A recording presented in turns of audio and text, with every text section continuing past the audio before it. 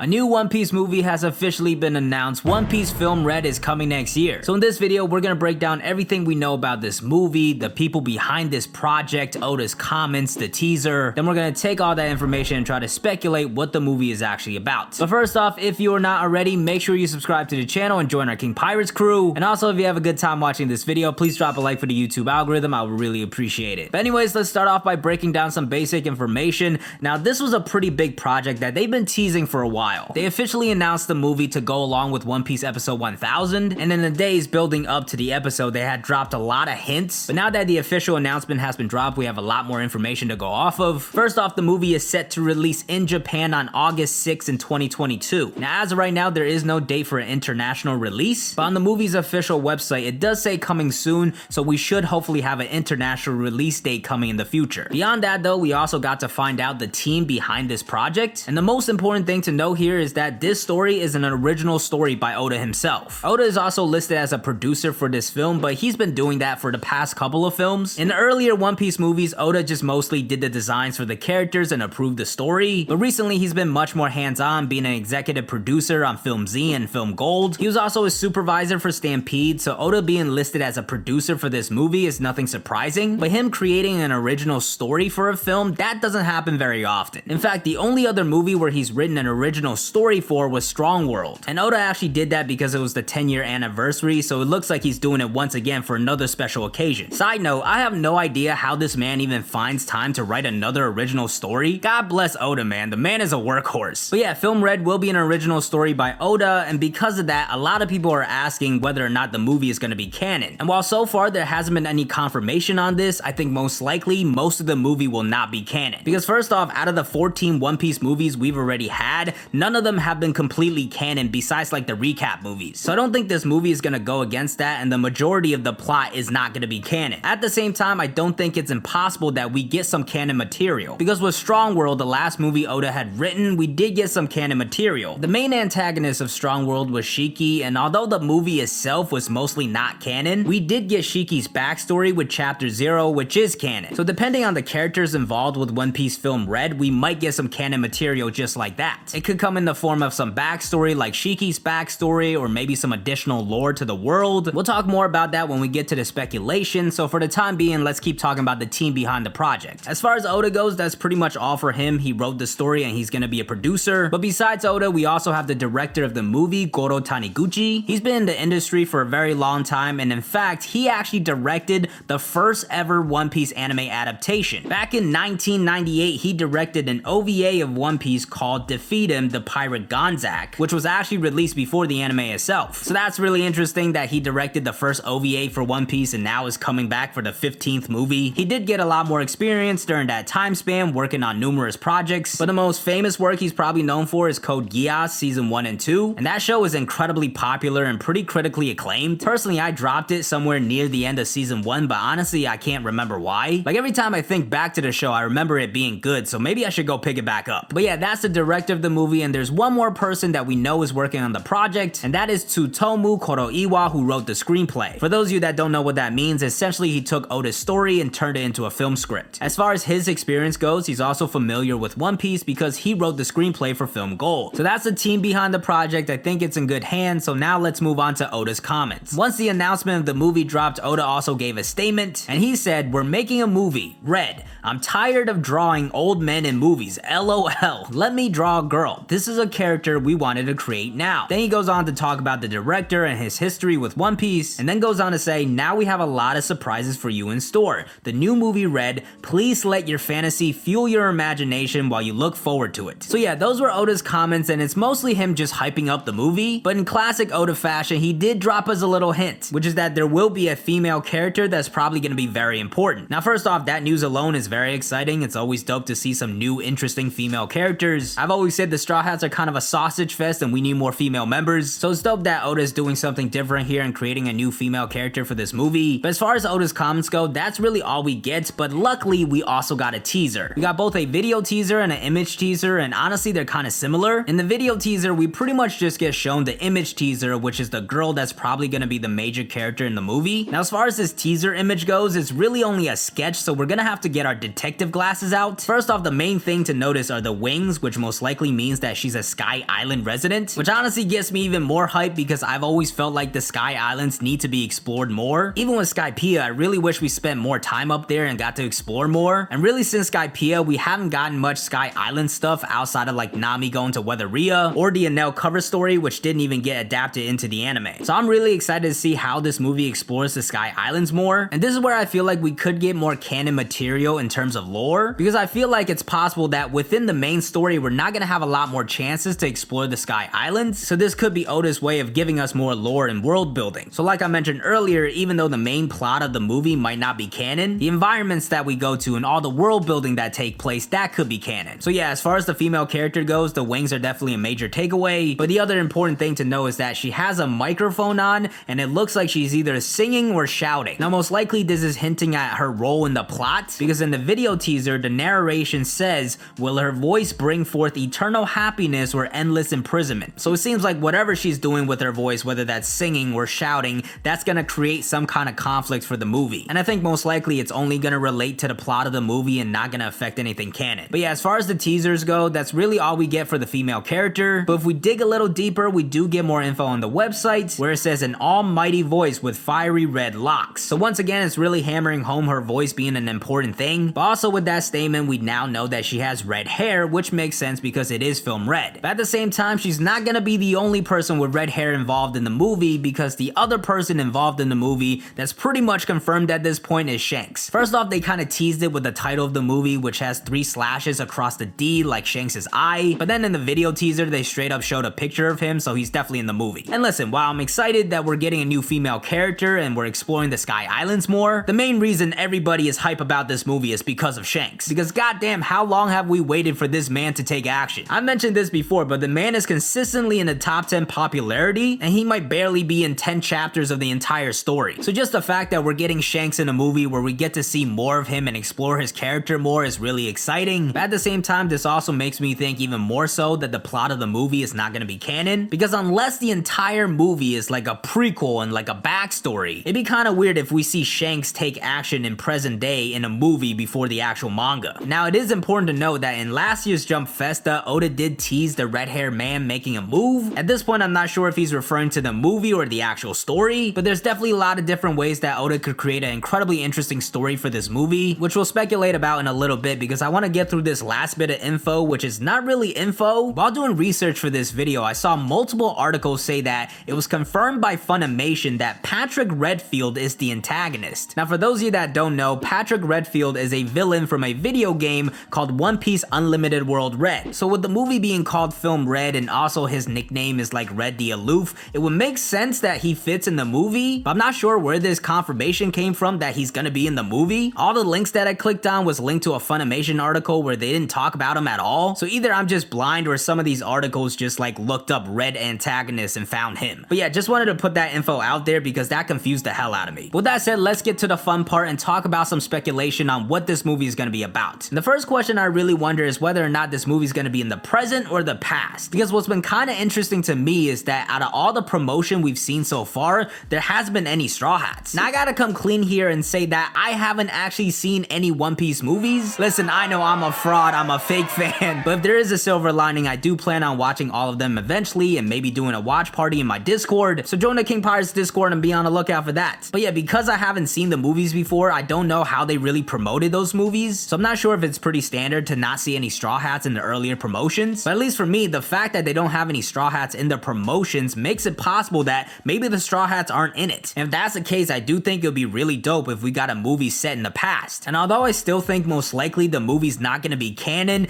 if it's set in the past, it makes it much more possible for it to be canon. So I'm really interested to see which route Oda goes with it. Is he going to give us a prequel, or is it going to be a little side story with Shanks? I feel like as far as exploring Shanks' character and his backstory, Oda will want to save a lot of that for the main story. But I could definitely see us getting like the formation of the red-haired pirates. Honestly, seeing more of like Yasopp and Lucky Roo and Ben Beckman would be dope as well. And that could be like the little bit of canon story similar to Chapter 0. So I do think one way or another we will get more on the red-haired pirates in this movie. See how they all interact with each other, what the non-commanders are like. A lot of people have talked about Mihawk being involved in this movie as well, which if this movie is set in the past, he most definitely will. I'm not sure if we're gonna see the legendary duel or anything like that, but just seeing Shanks and Mihawk interact a little more would be dope. On top of that, like I mentioned mentioned earlier, I really hope we get more Sky Island lore. Hopefully we get to see some of the other Sky Islands and more things unique to that environment. Once again, if it's set in the past, maybe we get a little Enel cameo. There's a lot of theories that connect to Sky Island stuff as well because it's definitely connected to the ancient history. So Oda could definitely use the movie to drop some hints as well. And honestly, even though I would bet against the entire movie being canon, I do think this has a chance of having a lot more canon material than we expect. Especially recently, Oda's been leaning on the SBSs and Viva cards to give out information, and even more so for things like the fights, he's kind of left it up to the anime to adapt it even more. So now that he's writing another movie, I can see him using it to expand the world of One Piece. But yeah, this movie has me really excited. I kind of want to go back and rewatch a lot of the other movies now. So once again, join the Discord and be on the lookout for some watch parties. No game this week. I just want to say a happy Thanksgiving to each and every one of you that celebrated. I feel like I can never say this enough, but I'm incredibly thankful for each and every one of you that watch my videos and support the channel. Without you guys, I'd be in an incredibly different situation. I'm just so grateful. So thank you and happy Thanksgiving. I'll catch you guys next time. Peace.